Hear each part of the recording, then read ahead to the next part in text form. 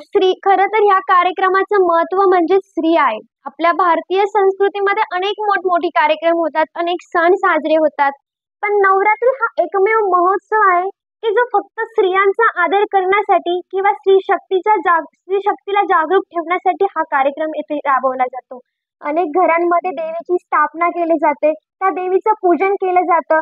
देवी ही वेगवेगळ्या रूपांमध्ये आपल्याला पावन होत असते. आणि अशीच देवी म्हणजे आपल्या सर्वांमध्ये असणारी एक स्त्री शक्ती असते.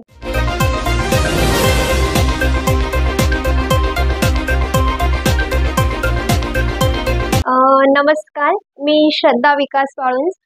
सर्वप्रथम मी झी मराठीचे आभार व्यक्त करू इच्छिते. कारण त्यांनी जो राबवलेला अत्यंत उत्कृष्ट कार्यक्रम, ज्याचं नाव आहे आजची नवदुर्गा, या कार्यक्रमामध्ये जी बोलण्याची संधी मला उपलब्ध करून दिली, त्याबद्दल पुन्हा एकदा झी मराठीचे हार्दिक अभिनंदन. खरं तर मी सीनियर सॉफ्टवेअर डेव्हलपर आहे. पण सध्या मी योद्धा पब्लिक स्पीकिंग ट्रेनिंग इन्स्टिट्यूटची फाउंडर आहे. तसं सीनियर सॉफ्टवेअर डेव्हलपर ते योद्धाची संस्थापक इथपर्यंतचा माझा प्रवास सांगायला मला नक्कीच आवडेल. पण तत्पूर्वी मला सांगावेसे वाटते, मंजिल मिले या ना मिले, मंजिल मिले या ना मिले ये तो मुकद्दर की बात है, लेकिन हम कोशिश भी ना करें ये तो गलत बात है, ये तो गलत बात है. आणि असंच एक स्वप्न, एक ध्येय ठरवून मी योद्धाची स्थापना केलेली आहे. येत्या 12 ऑक्टोबरपासून पिंपळगाव बसवंतमध्ये आमचं योद्धा इन्स्टिट्यूट घरातील सर्व मुलांसाठी, समाजातील सर्व व्यक्तींसाठी ज्यांना सामाजिक, राजकीय, व्यावसायिक व शैक्षणिक क्षेत्रामध्ये आपलं वक्तृत्व सिद्ध करता येत नाही. असं म्हटलं जातं की समाजामध्ये कर्तृत्ववान खूप लोक आहेत, पण कदाचित आपल्या वक्तृत्वामुळे आज ती मागे आहेत आणि अशा लोकांसाठी आम्ही काम करणार आहोत. झी मराठीने जो प्रोग्राम राबवला आहे आजची नवदुर्गा, खरं तर हे स्त्री शक्तीचं एक खूप छान उदाहरण आहे. कारण स्त्रियांनी अत्यंत आपल्या घरातही एक गृहिणी म्हणून खूप चांगली जबाबदारी पार पाडलेली असते. स्त्रिया ह्या कुठेच कमी नाही. व्यवसायामध्येही त्या पुढे आहे. करिअरमध्येही त्यांनी आपली अनेक स्वप्न बघितली आणि ती त्यांनी साकारही केली. घरातील गृहिणी ते बाहेर समाजामध्ये वावरण्यापर्यंत त्यांचा प्रवास हा अत्यंत प्रेरणादायी असतो. आणि अशीच एक स्त्री म्हणून आज मी तुमच्या समोर आहे. मी खरं तर योद्धाची संस्थापक हा माझा जो प्रवास आहे, तो माझा इयत्ता 6वी मध्ये असताना सुरू झालेला होता. ज्यावेळी मी अत्यंत ग्रामीण भागातून आलेली मुलगी आहे आणि इयत्ता 6वी मध्ये असताना मी वक्तृत्वामध्ये भाग घेतला. पण माझं जे 5वी पर्यंतचं जे एज्युकेशन होतं ते कुठेतरी ग्रामीण एका झेडपी शाळेमध्ये झालेलं आणि त्यामुळे त्या शाळेमधून येऊन सिटीमध्ये पिंपळगाव बसवंत कन्या विद्यालय येथे एज्युकेशन घेणं हे माझ्या वडिलांचं स्वप्न होतं खरं तर. पण इथपर्यंत येणं हा प्रवास माझ्यासाठी देखील अत्यंत सुरेख नव्हता. कारण ग्रामीण भागातील जी भाषा असते ती आणि शहरी भागातील जी भाषा यामध्ये बराचसा फरक असतो. ज्यावेळेस मी वक्तृत्वामध्ये पार्टिसिपेट केलं इयत्ता 6वी मध्ये, इच्छा तर खूप होती भाग घेण्याची. त्याप्रमाणे मी पार्टिसिपेटही केलं. पण जे मला अडचणी येत गेल्या त्या होत्या माझ्या भाषेबद्दल. ग्रामीण भागातील अनेक शब्द असे होते की शहरी भागामध्ये त्या शब्दांना हसलं जायचं किंवा मला भाषण करताना माझ्या शिक्षकांनी सुचवलं की तू कदाचित हे शब्द वापरू नको, तुझी ही वाक्यरचना चुकीची आहे. या अनेक गोष्टी होत्या ज्या खूप छोट्या होत्या, पण त्या गोष्टी मला येत गेल्या. आणि मला चांगलं आठवतं की ज्यावेळेस मी पहिल्यांदा विषय घेतला होता तो विषय होता पंढरीची वारी. कारण माझं जे पारंपरिक घरचं जे वातावरण होतं ते एक वारकरी संप्रदायामधलं वातावरण होतं. माझे आई वडील हे नेहमी पंढरीच्या वारीला जात असत आणि त्याच वातावरणाचा कुठेतरी माझ्यावर देखील खूप इफेक्ट झालेला होता. आणि माझे आई वडील किंवा माझ्या गावची जी काही ग्रामस्थ लोक आहेत, यांचा जो प्रवास आहे पायी चालून वारीला जाणं, देवाची भक्ती करणं, काहीच न खाणं, पायात चप्पलही न घालणं, हा सर्व प्रवास मी माझ्या डोळ्यांनी बघितलेला होता. आणि ह्याच विषयाला अनुसरून मी जे पहिला विषय निवडला होता तो पंढरीची वारी. दुर्दैवानं ह्या प्रवासामध्ये माझा नंबर तर येऊ शकला नाही. जे स्वप्न मी बघितलं होतं, पुढे जाणं, स्टेजवर उभं राहणं, आपलं मत मांडणं, आपल्या आईवडिलांची जी काय अवस्था आहे, आपल्या ग्रामस्थांची जी काय अवस्था आहे, ती लोकांसमोर ठेवणं, हे तर मला निश्चितपणे सांगेन की मला तेवढं क्लिअरपणे जमलं नाही की जेवढं मला ते दुसऱ्यांना पटवून द्यायचं होतं. पण मला एक फायदा इथे असा झाला की माझ्यामधली जी काही शब्दरचना होती किंवा जी वाक्यरचना आपण म्हणतो, की आपण जे बोलतो किंवा आपण जे विचार मांडतो ते लोकांना समजणंही तितकंच महत्त्वाचं असतं. ह्या गोष्टीमध्ये कुठेतरी मी कमी पडलेली होती आणि ही माझी चूक मला तेव्हा कळाली होती. असं म्हणतात की चुकणं ही प्रकृती आहे. चुकणं ही प्रकृती आहे. चूक स्वीकारणं ही संस्कृती आहे आणि ती चूक सुधारणं ही प्रगती आहे. आणि माझी ती चूक मी सुधरत गेली.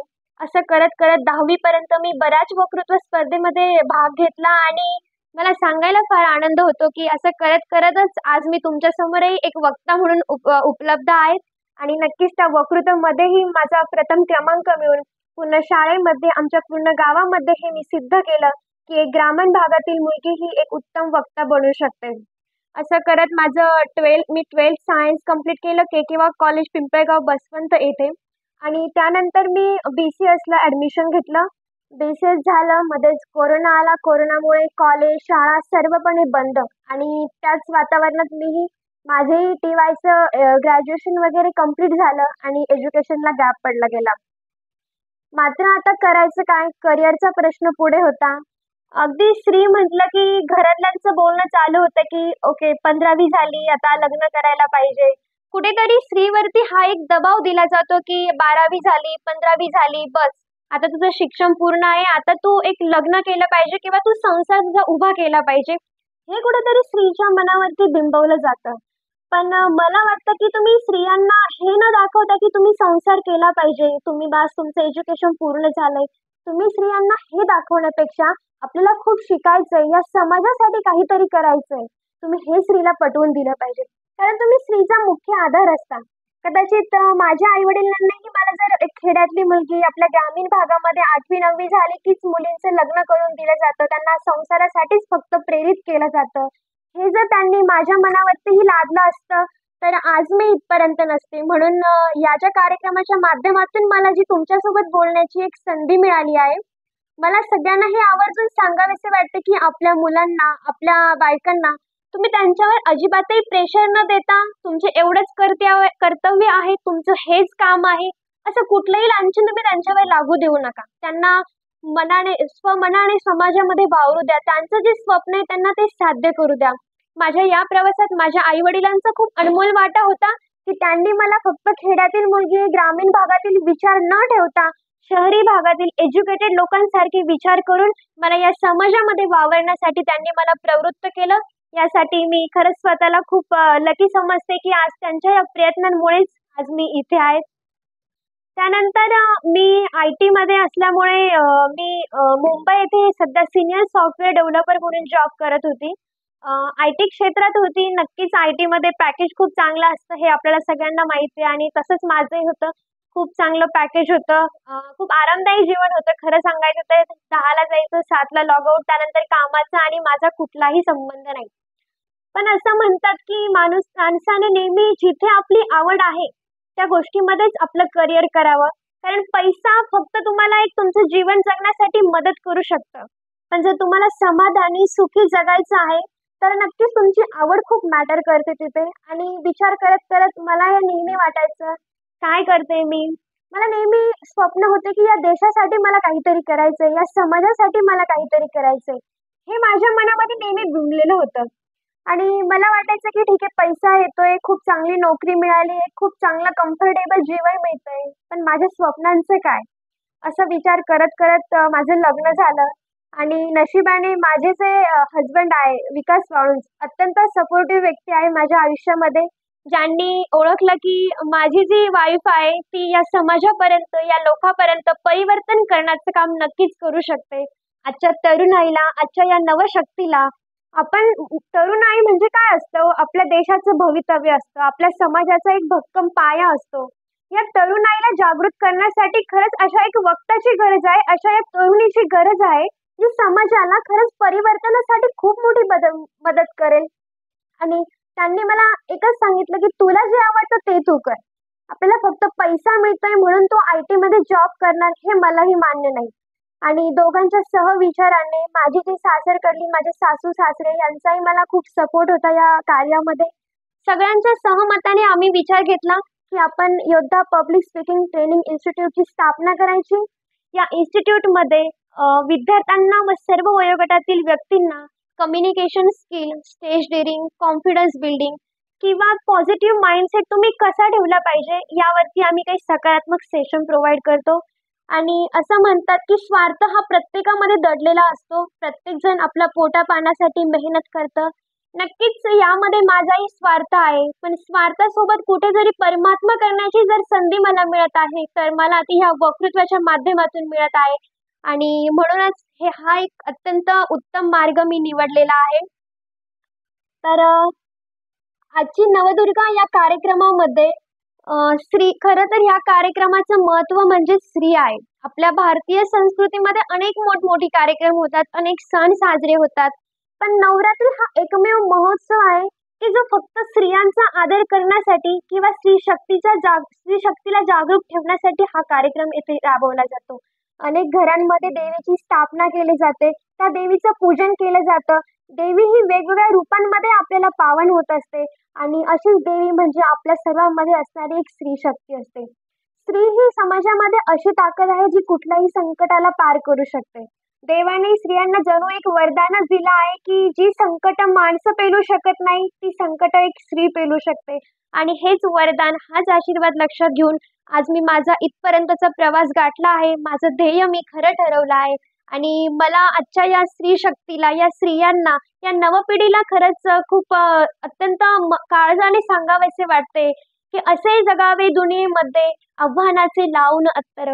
असे जगावे दुनियेमध्ये आव्हानाचे लावून अत्तर. नजरे रोखुनी नजरेमध्ये आयुष्याला द्यावे उत्तर. आयुष्याला द्यावे उत्तर. नको गुलामी नक्षत्रांची, नको गुलामी नक्षत्राची, भीती आंधळी त्या ताऱ्यांची. आयुष्याला भिडत नाही, चैन करावी त्या स्वप्नांची. चैन करावी त्या स्वप्नांची. असे दांडगी इच्छा ज्याची, मार्ग तयाला मिळती सत्तर. असे दांडगी इच्छा ज्याची, मार्ग तयाला मिळती सत्तर. नजर रोखुनी नजरेमध्ये आयुष्याला द्यावे उत्तर. आयुष्याला द्यावे उत्तर.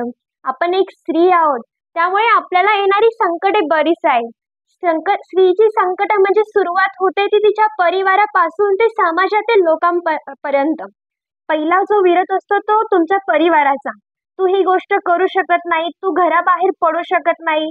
चूल मूल, जसं पूर्वी काळी म्हटलं जायचं की स्त्री म्हणजे फक्त चूल आणि मूल सांभाळणं. हे कुठेतरी जर तुम्ही स्त्रीवर लादत असाल तर तुम्ही ते सावरलं पाहिजे. कारण जर तुम्ही स्त्रीला मागे ओढताय तर तुम्ही तुमच्या पूर्ण परिवाराची प्रगती थांबवतात. जर तुम्ही स्त्रीला आधार दिला, स्त्रीला लक्ष्मी म्हणून समजलं आणि स्त्रीला तिच्या कार्यामध्ये तुम्ही तिला सपोर्ट केला, तर नक्कीच तुमच्या पूर्ण परिवाराला ती खूप पुढे घेऊन जाणार आहे. अगदी खरे सांगायचं तर स्त्री शक्तीवर बोलण्यासारखे तर खूप काय आहे.